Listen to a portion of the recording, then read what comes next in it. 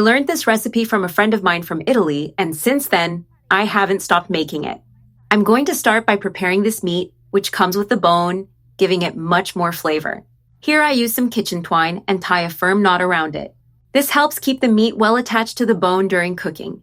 I cut off the excess twine with the scissors, leaving everything nice and tight. Now I season it with salt and black pepper, spreading it well on both sides. After seasoning, I coat the meat with all-purpose flour, covering it completely.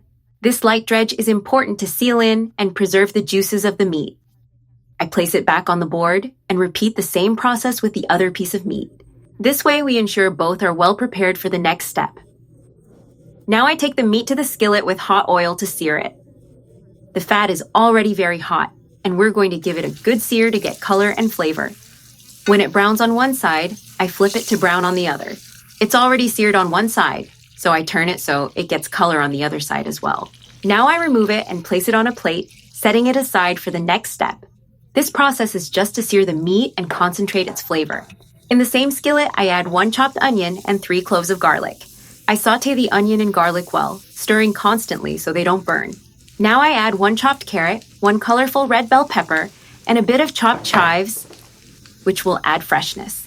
I mix everything so it integrates well with the garlic and onion, releasing their flavors and forming an aromatic base. Then I add about 1 1/4 cups of tomato sauce, which gives body and a vibrant color to the sauce.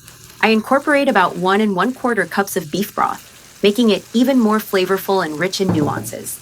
And I also add about 1 1/4 cups of red wine, which gives it a special touch, helping to intensify the flavor. The wine will cook slowly and leave the sauce with a wonderful flavor. I mix well so everything integrates. Now I season with half a teaspoon of salt to adjust it just right. Half a teaspoon of black pepper, which enhances all the ingredients.